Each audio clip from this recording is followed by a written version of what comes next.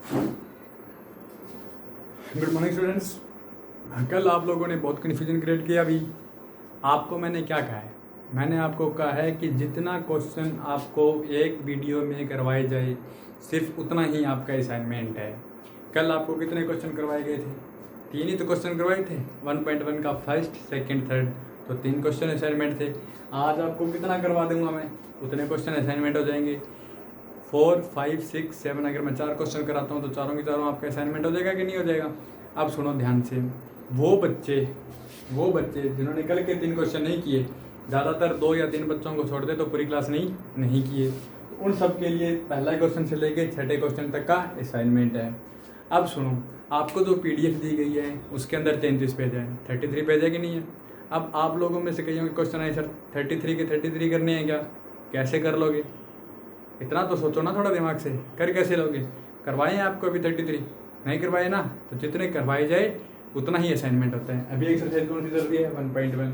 जितने क्वेश्चन होंगे उतना ही असाइनमेंट होगा, ठीक है? चलो क्वेश्चन नंबर 4 करते हैं। क्वेश्चन नंबर 4 क्या कहता है? देखो 3 क्वेश्चन कर लोगे थे। चौथा क्वेश्चन क्या कहता है? चौथा क्वेश्चन कहता है a plane is flying at the height of 5000 metre above the sea level. देखो सी लेवल है ये,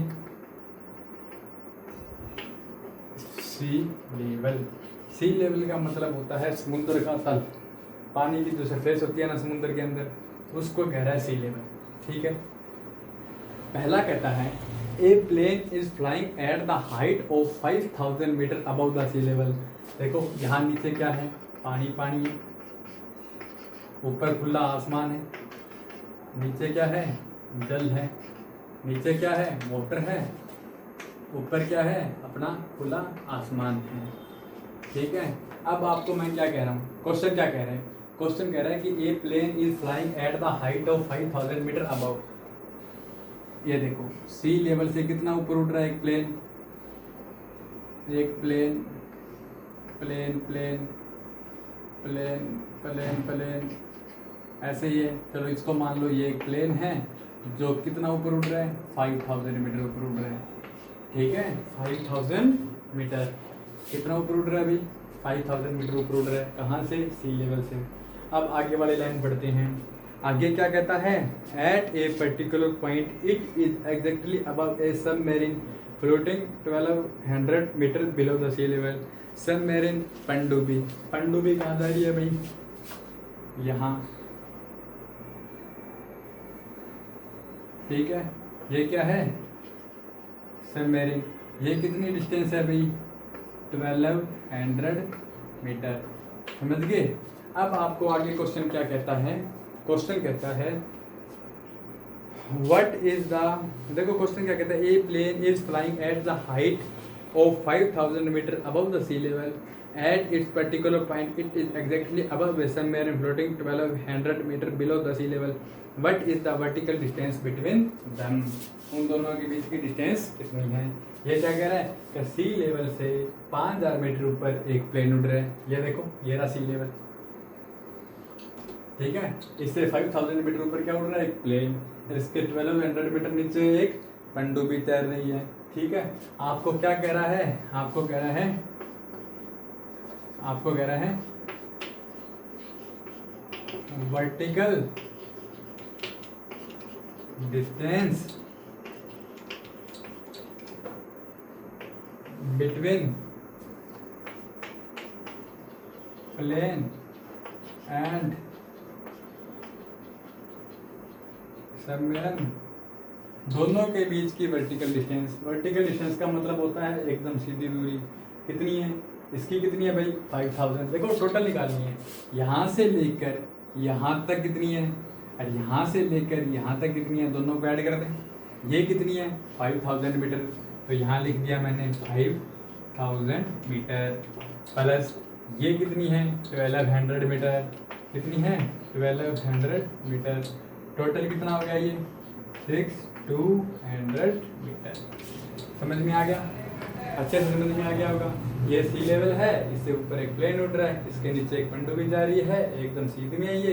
तो इनकी वर्टिकल डिस्टेंस यानी कि इन दोनों के बीच की सीधी दूरी कितनी होगी? तो ये 5000, ये 1200। इतना 5000 है, कितना 1200 है, दोनों को ऐड कर दिया 6200 मीटर इसका आंसर आ गया। ठीक है, अब क्वेश्चन नंबर करते हैं 5। 4 के बाद में कौन सा क्वेश्चन करें? Question number 5।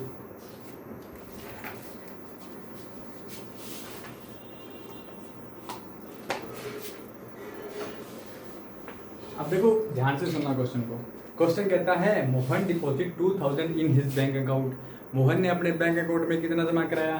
2000। ठीक है, तो सीधा लिख देते हैं अपने Mohan deposit in his account. कितना जमा कराया भाई उसने? Equal to 2000 rupees. कितने जमा कराए भाई? 2000। ये रुपीज़ का सिंबल लगाया है मैंने एक बार। कितना जमा करा दिया भाई? 2000 रुपीज़। ठीक है, and withdraw Mohan withdraw from his account. कितने निकाल लिए उसने? ये कहता है 1642 रुपीज़ इसने निकाल लिए। ठीक है, if withdraw of amount from the represented by a negative integer then how will you represent the amount deposited. ठीक है, ये क्या कह रहा है? जो मनी निकाली है, जो मनी बैंक से निकाली है। विड्रॉ का मतलब क्या होता है? निकालना। विड्रॉ का मतलब क्या होता है? निकालना। जो अमाउंट इसने बैंक से निकाली है उसको तो क्या कहता है? नेगेटिव नंबर से रिप्रेजेंट करना है। किससे रिप्रेजेंट करना है? नेगेटिव से। तो देखो निकालने वाले को नेगेटिव से रिप्रेजेंट किया है, तो जमा करने वाले को कैसे रिप्रेजेंट कर देंगे? प्लस से। देखो क्यों करते हैं? ये देखो, निकालना और जमा करना एक दूसरे के अपोजिट है कि नहीं है? निकालना का अपोजिट जमा करना। निकालने को नेगेटिव लिख रहा हूँ तो नेगेटिव का अपोजिट पॉजिटिव। ठीक है, तो इसको किससे रिप्रेजेंट करेंगे? पॉजिटिव से। हैं? We represent deposit amount by plus से रिप्रेजेंट कर दें, पॉजिटिव से रिप्रेजेंट कर दें कि नहीं कर दें? ठीक है, अब क्वेश्चन आगे क्या कहता है? आगे क्वेश्चन कहता है कि find the balance in Mohan's account. ठीक है, तो अब देखो बैलेंस का मतलब कितना रह गया इन हिज अकाउंट। कितना रह गया भाई? अब ध्यान से देखो, कितने पैसे थे उसके पास? 2000 थे कि नहीं थे? कितने तो रुपए थे? निकाल कितने लिए उसने? 1642। कितने रुपए थे उसके पास? 2000। निकाले कितने हैं? 1642। रह कितने गए? दोनों को माइनस कर दो।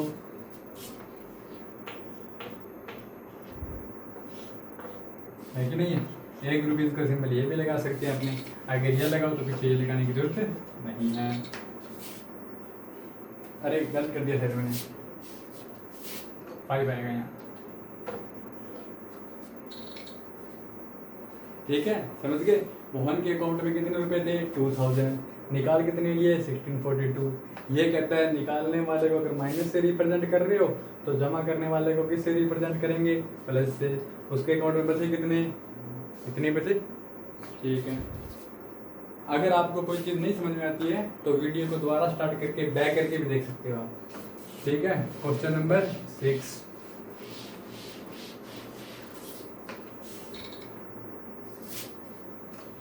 क्वेश्चन नंबर 6 नंबर क्वेश्चन क्या कहता है? Rita goes 20 kilometre toward east from a point A to point B. Rita देखो, ईस्ट कहाँ होता है? मैप में बनाते हैं। ईस्ट कहते हैं बेटे पूर्व दिशा को, वेस्ट कहते हैं पश्चिम दिशा को, नॉर्थ कहते हैं उत्तर दिशा को, साउथ कहते हैं दक्षिण दिशा को। अब देखो कभी भी अपने बोर्ड पे या आपकी कॉपी पे रिप्रेजेंट करते हैं तो डायरेक्शन ऐसे रिप्रेजेंट की जाती है। याद रखना इस चीज़ को। इस साइड हमेशा ईस्ट रिप्रेजेंट करना है। किसको करना है? ईस्ट को। इस साइड किसको रिप्रेजेंट करते हैं? वेस्ट को।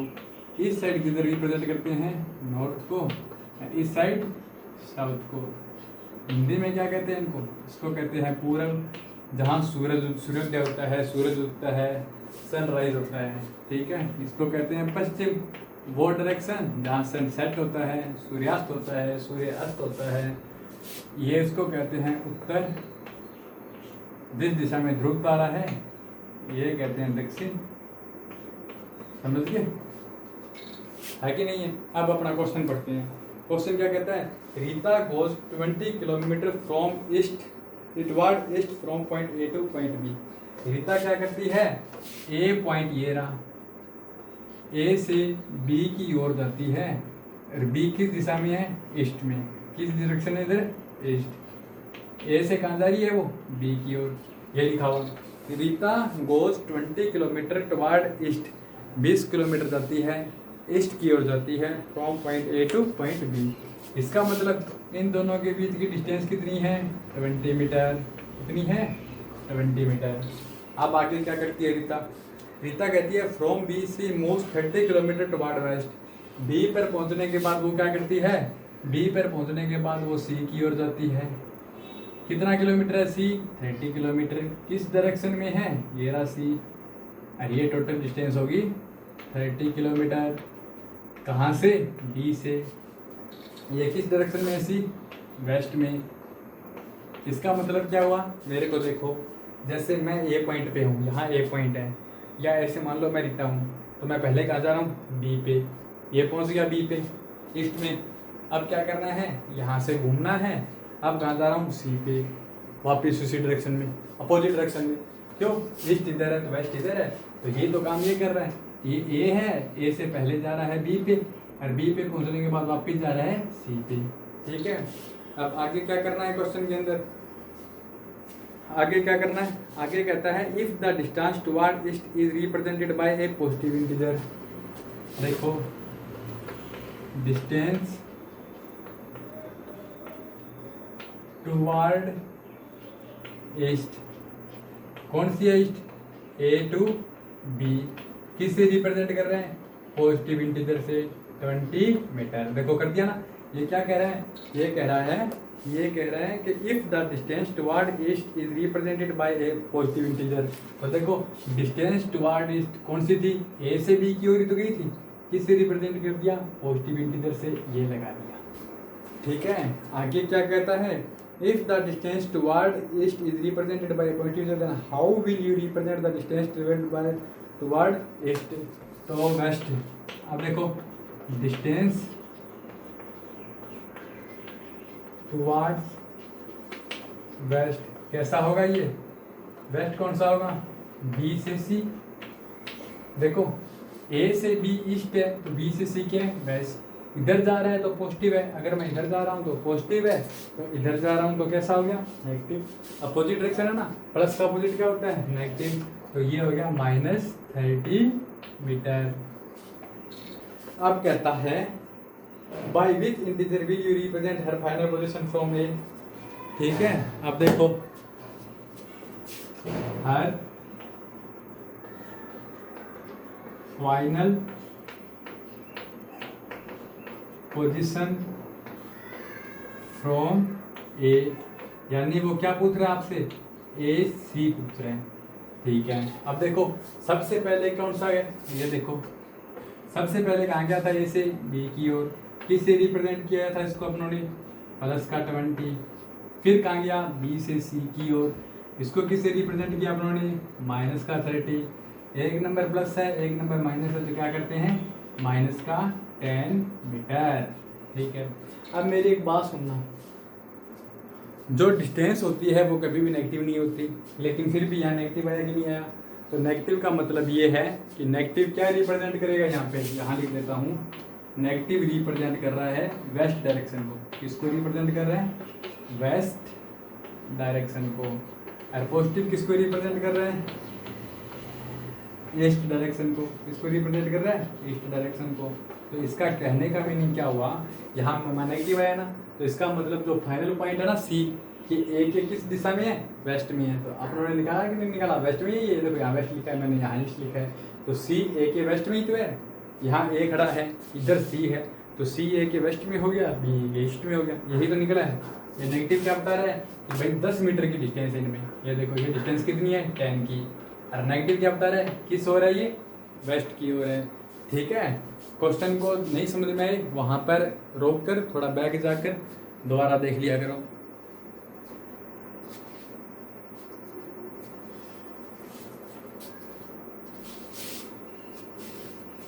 क्वेश्चन नंबर 7 क्वेश्चन नंबर करते हैं 7। आपका होमवर्क दे रहा हूँ, आज कोई मैसेज नहीं करेगा, ठीक है। ये मैसेज नहीं करेगा कि कौन सा असाइनमेंट है, कितने पेज हैं। आपका असाइनमेंट समझ लो, जिन बच्चों ने कल वाला असाइनमेंट जमा करवा दिया उनका तो होमवर्क है क्वेश्चन नंबर 4, 5, 6, 7, ठीक है। और जिन बच्चों ने होमवर्क नहीं किया कल वाला उनका है होमवर्क 1, 2, 3, 4, 5, 6, 7। जो नहीं करेगा उसका धीरे धीरे बढ़ता जाएगा, ठीक है। सभी लोग सबमिट किया करो भाई। अब देखो क्वेश्चन नंबर 7, ये आप लोगों को मैं होमवर्क दे रहा हूँ, समझा देता हूँ। होमवर्क है, अपने आप करते रहना। ये रहा भाई 7 नंबर क्वेश्चन।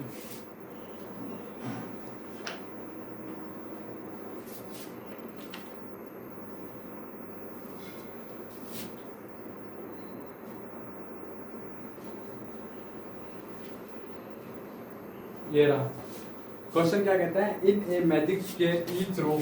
ये एक आपको मैजिक स्क्वायर दे दिया इसमें, क्या दे दिया, मैजिक स्क्वायर।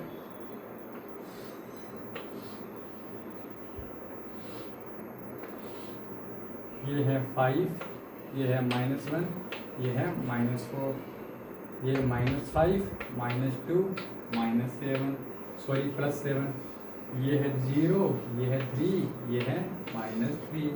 देखो आपको क्या करना है, in magic square each row column and diagonal have the same sum, check which of the following is a magic square.